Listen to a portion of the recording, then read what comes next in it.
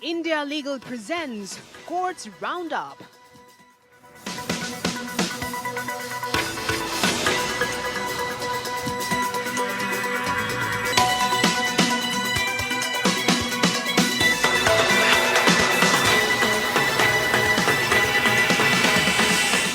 Doctor ortho Ayurvedic oil and capsule, अब दर्द भी घुटने टेकेगा। सुप्रीम कोर्ट में stand up comedy podcast live streaming के लिए नियामक ढांचा बनाने की मांग। 370 की बिरयानी विवाद बना आधार। मध्य प्रदेश मॉब लिंचिंग मामले में 7 को उम्र कैद देने वाली जज तबस्सुम खान को मिली जान से मारने की धमकियां। सोशल मीडिया पर जज के खिलाफ सांप्रदायिक अभियान। 7 दोषियों को दी थी उम्र कैद की सजा। केंद्र ने E20 ईंधन को प्रयोग बताने वाली खबरें गलत बताई। अटॉर्नी जनरल कार्यालय ने सुप्रीम कोर्ट में भ्रामक खबरों को नकारा। मीडिया से की अपील, कहा अदालत की कार्रवाई की रिपोर्टिंग सटीक तरीके से करें। झारखंड हाईकोर्ट ने चाय बिस्किट मामले में चपरासी की बर्खास्तगी रद्द की। अस्पष्ट नोटिस को हाईकोर्ट ने प्राकृतिक न्याय उल्लंघन माना। कर्मचारी को 50% बकाया वेतन देने के निर्देश।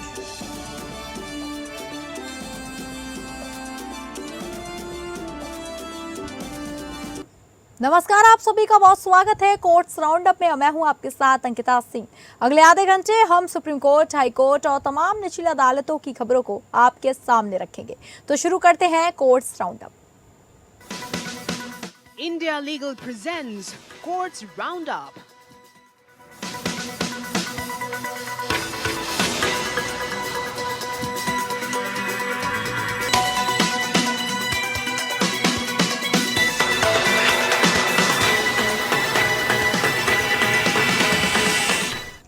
केंद्र ने मीडिया रिपोर्टों को गलत बताया है और कहा है कि अटॉर्नी जनरल ने सुप्रीम कोर्ट को कभी नहीं बताया कि E20 ईंधन एक प्रयोग है। यह स्पष्टीकरण उन मीडिया रिपोर्टों के बाद आया जिनमें दावा किया गया था कि अटॉर्नी जनरल ने सुप्रीम कोर्ट में कहा कि सरकार का 20% एथेनॉल मिश्रण कार्यक्रम अभी भी एक जारी प्रयोग है।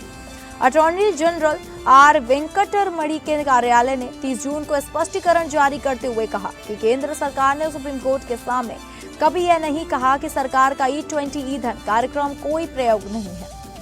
यह स्पष्टीकरण 30 जून को प्रकाशित कई मीडिया रिपोर्ट्स के बाद आया जिनमें दावा किया गया कि अटॉर्नी जनरल ने सुप्रीम कोर्ट में कहा है कि पेट्रोल में 20% एथेनॉल मिश्रण का सरकारी कार्यक्रम अभी भी जारी प्रयोग है और इसका वास्तविक प्रभाव अगले साल तक और स्पष्ट होगा। इन रिपोर्टों में कहा गया कि अटॉर्नी जनरल ने यह दलील सुप्रीम कोर्ट में एथेनॉल आवंटन विवाद से जुड़ी सुनवाई के दौरान दी थी। एजी कार्यालय ने इन खबरों को पूरी तरह गलत बताया और कहा कि अदालत के सामने रखी गई दलीलों से जरा भी मेल नहीं खाती। स्पष्टीकरण में कहा गया कि किसी भी स्तर पर यह दलील नहीं दी गई कि सरकार का एथेनॉल ब्लेंडेड पेट्रोल प्रोग्राम या E20 मिश्रण कार्यक्रम कोई प्रयोग है। कार्यालय ने आगे कहा, यह कहना कि सरकार ने सुप्रीम कोर्ट के सामने E20 कार्यक्रम को एक प्रयोग बताया गलत है और यह केंद्र सरकार की ओर से पेश की गई दलीलों को सही रूप से प्रस्तुत नहीं करता। यह स्पष्टीकरण 30 जून को सुप्रीम कोर्ट में हुई उस सुनवाई से जुड़ा है जिसमें भारत पेट्रोलियम कॉर्पोरेशन लिमिटेड ने कर्नाटक हाईकोर्ट के उस आदेश को चुनौती दी थी जिसमें तेल विपणन कंपनियों को 2025 से 26 आपूर्ति वर्ष के लिए एथेनॉल आवंटन की दोबारा समीक्षा करने का निर्देश दिया गया था। एजी कार्यालय के अनुसार अटॉर्नी जनरल ने सुप्रीम कोर्ट को बताया था कि देश के अलग अलग हाई कोर्ट में डेडिकेटेड एथेनॉल प्लांट्स को एथेनॉल आवंटन से जुड़े इसी तरह के मामले लंबित हैं। उन्होंने कहा था कि ऐसे मामलों को सुप्रीम कोर्ट में स्थानांतरित कराने के लिए ट्रांसफर याचिकाएं दाखिल की जाएंगी ताकि एक ही संविधात्मक व्यवस्था से जुड़े समान कानूनी सवालों पर सभी मामलों की एक साथ सुनवाई हो सके और अलग अलग अदालतों के विरोधाभासी फैसलों से बचा जा सके। एजी के स्पष्टीकरण में कहा गया कि उन्होंने अदालत को यह भी बताया था कि इस मामले का जल्द समाधान जरूरी है ताकि तेल विपणन कंपनियों को एथेनॉल की आपूर्ति प्रभावित न हो और सरकार के एथेनॉल ब्लेंडेड पेट्रोल प्रोग्राम के तहत पूरे साल पेट्रोल में 20% एथेनॉल मिश्रण के लक्ष्य को बनाए रखा जा सके। एजी कार्यालय ने मीडिया से अपील की कि वह अदालत की कार्यवाही की रिपोर्टिंग सटीक तरीके से करें, खासकर उन मामलों में जो महत्वपूर्ण राष्ट्रीय नीतियों से जुड़े हों।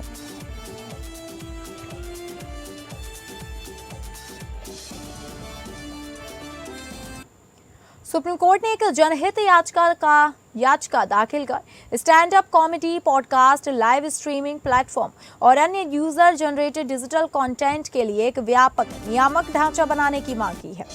याचिका में वायरल हुए 370 रुपए की बिरयानी विवाद को डिजिटल युग में संवैधानिक सुरक्षा की जरूरत का उदाहरण बताया गया है। यह याचिका संविधान के अनुच्छेद 32 के तहत अधिवक्ता विशाल तिवारी ने दाखिल की है। याचिका में कहा गया कि 370 रुपए की बिरयानी मामले में किसी कॉमेडियन या कंटेंट क्रिएटर के खिलाफ आपराधिक कार्यवाही नहीं होनी चाहिए, लेकिन यह घटना दिखाती है कि एल्गोरिदम आधारित सोशल मीडिया प्लेटफॉर्म किस तरह विवादित टिप्पणियों को लाखों लोगों तक पहुंचा सकते हैं और महिलाओं सहमति तथा गरिमा को लेकर सार्वजनिक सोच को प्रभावित कर सकते हैं। याचिका के अनुसार यह विवाद स्टैंड अप कॉमेडियन प्रणीत मोरे के शो से जुड़ा है, जहां दर्शकों में मौजूद एक व्यक्ति ने डेट से जुड़ा अनुभव साझा किया था। उसने दावा किया कि उसने एक महिला के लिए 370 रुपए की बिरयानी खरीदी थी और इसके बदले वह शारीरिक संबंध की उम्मीद कर रहा था। याचिकाकर्ता ने कहा कि यह मामला इस बात को दिखाता है कि डिजिटल प्लेटफॉर्म पर किसी भी सामग्री को तेजी से फैलाने वाली व्यवस्था के साथ जिम्मेदारी तय करने का ढांचा भी जरूरी है। याचिका में कहा गया कि संवैधानिक मुद्दा यह नहीं है कि हास्य, व्यंग या कलात्मक स्वतंत्रता पर रोक लगाई जाए, बल्कि ये है कि ऐसी सामग्री के वायरल होने की प्रक्रिया के लिए क्या संस्थागत सुरक्षा उपाय होने चाहिए जो संविधान के अनुच्छेद 14, 19 और 21 के अनुरूप हो। याचिका में 370 रुपए की बिरयानी विवाद के साथ साथ रणवीर इलाहाबादिया मामले, इंडियाज गॉट लेटेंट विवाद और ऑल इंडिया जजेस बैडमिंटन चैंपियनशिप से जुड़ी गलत सूचनाओं का भी उल्लेख किया गया। याचिका में कहा गया कि जब तक फैक्ट चेक या आधिकारिक स्पष्टीकरण सामने आता, तब तक लाखों लोग गलत सूचना देख चुके होते हैं, साझा कर चुके होते हैं। याचिका में नवंबर 2025 में नई दिल्ली के त्यागराज स्टेडियम में आयोजित ऑल इंडिया जजेस बैडमिंटन चैंपियनशिप से जुड़ी तस्वीरों और वीडियो का भी उल्लेख किया गया। आरोप है कि इन तस्वीरों को सोशल मीडिया पर इस तरह प्रसारित किया गया जैसे यह कार्यक्रम किसी विदेशी देश में हुआ हो और इसमें मुख्य न्यायाधीश तथा अन्य सुप्रीम कोर्ट के न्यायाधीश शामिल हुए हों। याचिकाकर्ता ने सुप्रीम कोर्ट से कई राहतों की मांग की है। इनमें ऑल इंडिया जजेस बैडमिंटन चैंपियनशिप से जुड़ी भ्रामक सामग्री की जांच के लिए विशेषज्ञ समिति बनाने की मांग शामिल हो। इसके अलावा केंद्र सरकार से एक स्वतंत्र न्यायिक आयोग गठित करने की मांग की गई, जो सोशल मीडिया के बच्चों पर प्रभाव, 16 वर्ष से कम उम्र के बच्चों के लिए सुरक्षा उपाय, उम्र सत्यापन व्यवस्था, डिजिटल साक्षरता और जिम्मेदार ऑनलाइन व्यवहार जैसे मुद्दों की समीक्षा करे। इसके साथ ही तेजी से बदलते डिजिटल इकोसिस्टम के प्रभावों का अध्ययन करने के लिए एक उच्च स्तरीय विशेषज्ञ समिति बनाने की मांग भी की गई।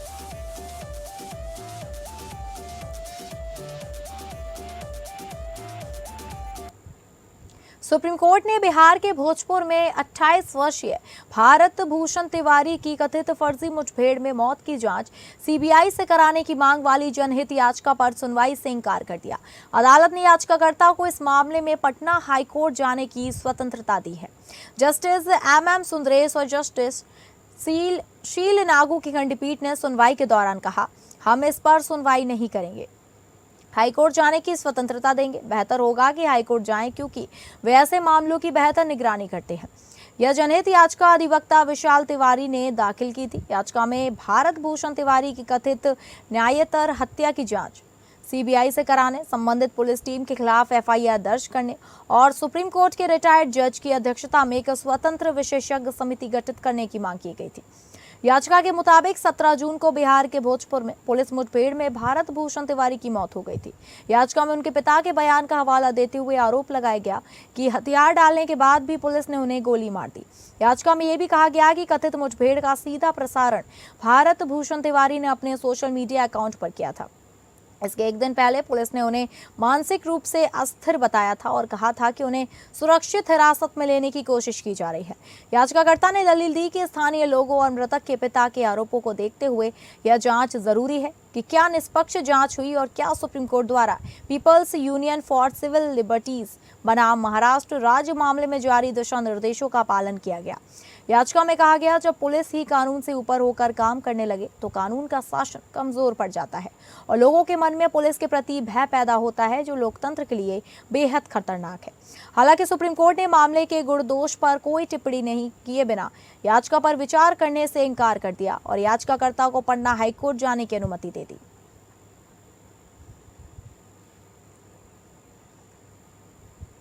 सुप्रीम कोर्ट ने कहा कि आरोपी को चार्जशीट की कॉपी उपलब्ध न कराना भारतीय नागरिक सुरक्षा संहिता की धारा 187(3) के तहत डिफॉल्ट जमानत का आधार नहीं हो सकता।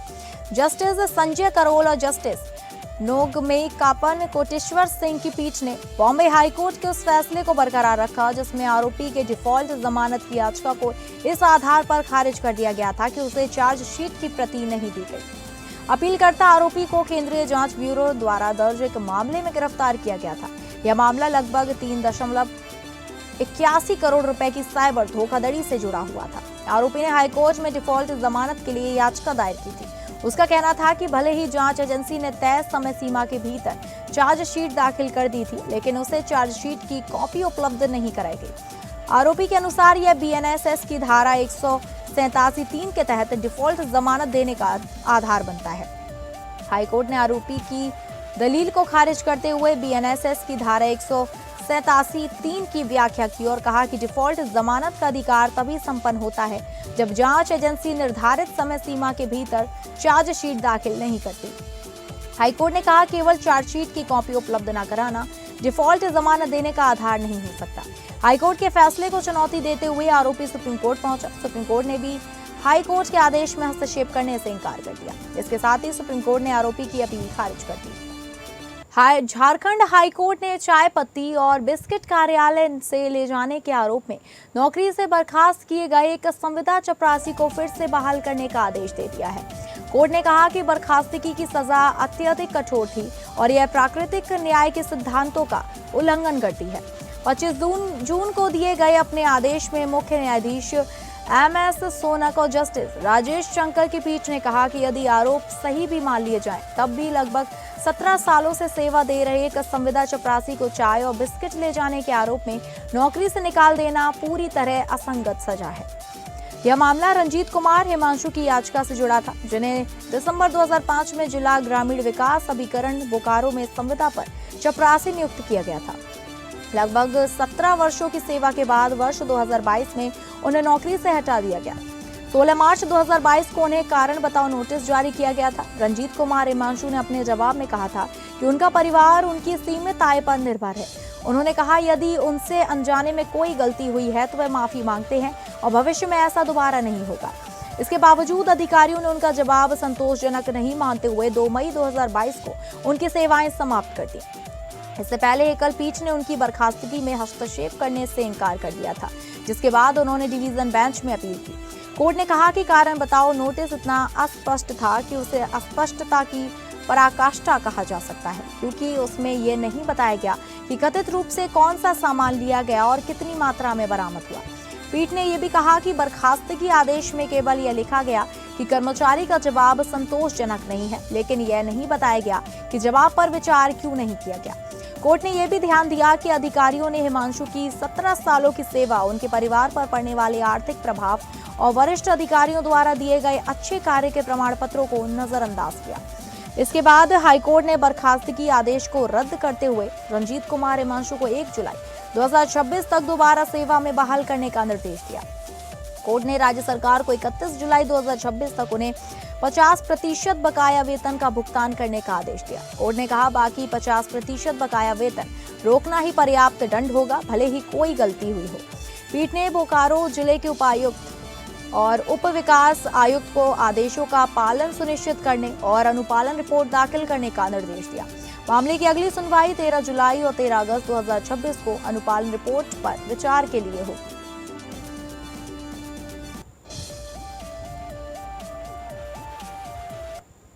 बीजेपी सांसद राघव चड्ढा के खिलाफ सोशल मीडिया पर मौजूद कथित मानहानि कारक सामग्री हटाने और पर्सनैलिटी राइट्स की सुरक्षा की मांग वाली याचिका पर दिल्ली हाईकोर्ट ने फिलहाल कोई अतिरिक्त राहत देने से इनकार कर दिया है। कोर्ट ने अपने आदेश में कहा कि पहले ही राघव चड्ढा की ओर से चिन्हित 5 सोशल मीडिया पोस्ट और दस्तावेज हटाने का आदेश दिया जा चुका है, क्योंकि प्रथम दृष्टया उन्हें मानहानि कारक पाया गया था। हाईकोर्ट ने कहा कि बाकी सामग्री मानहानि कारक नहीं पाई गई है, इसलिए उसके खिलाफ कोई और निर्देश जारी नहीं किया जा सकता। कोर्ट ने स्पष्ट किया कि ऐसे मामलों में पर्सनैलिटी राइट्स का दायरा तभी लागू होगा जब सामग्री किसी व्यक्ति की प्रतिष्ठा या पहचान को अवैध रूप से नुकसान पहुंचाती हो। सुनवाई के दौरान कोर्ट ने कहा कि किसी राजनीतिक फैसले की आलोचना करना पर्सनैलिटी राइट्स का उल्लंघन नहीं माना जा सकता। अदालत ने कहा कि प्रथम दृष्टया विवादित पोस्ट राघव चड्ढा की बीजेपी में शामिल होने के राजनीतिक निर्णय की आलोचना से संबंधित है। कोर्ट ने यह भी कहा कि मानहानि और राजनीतिक आलोचना के बीच अंतर को समझना जरूरी है और हर आलोचनात्मक टिप्पणी को मानहानिकारक नहीं माना जा सकता।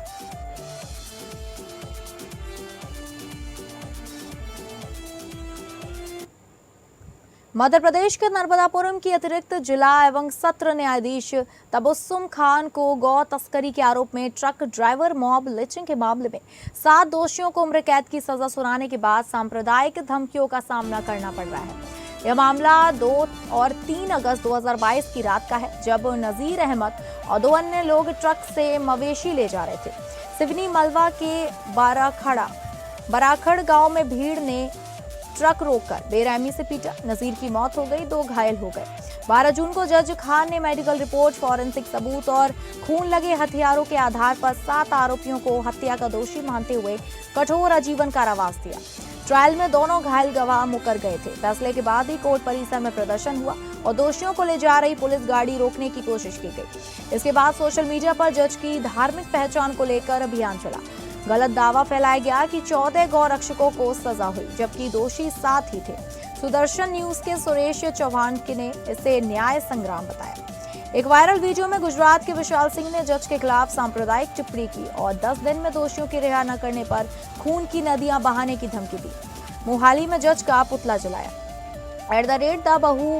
@TheBahu-IND और हिंदू नेशन जैसे अकाउंट्स ने जज पर धर्म देखकर फैसला देने का आरोप लगाया और निलंबन की मांग की। मध्य प्रदेश पुलिस ने अज्ञात लोगों पर बीएनएस की धारा 196 और 302 के तहत एफआईआर दर्ज की है। राज्यसभा सांसद विवेक तनखा ने उच्च न्यायपालिका की चुप्पी पर सवाल उठाते हुए जजों को संस्थागत सुरक्षा देने की मांग की।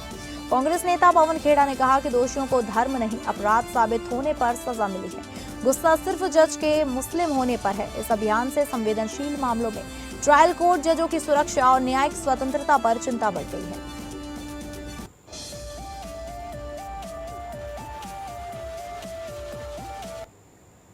आइए अब इंडिया लीगल वेब रिपोर्टर से समझें कि संविधान में अल्पसंख्यकों के शैक्षणिक हकों की रक्षा कैसे की गई है।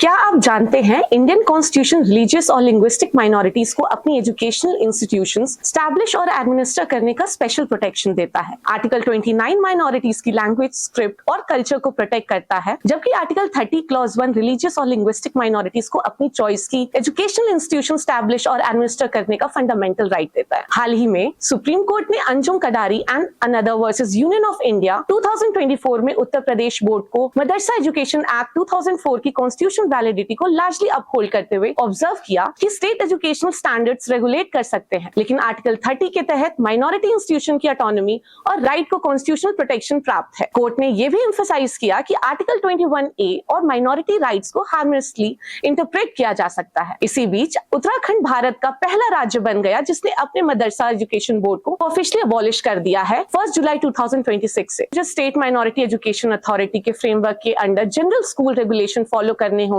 और नेशनल एजुकेशन पॉलिसी 2020 के अनुरूप एनसीईआरटी बेस्ड करिकुलम अडॉप्ट करने होंगे। Do follow us for more legal updates.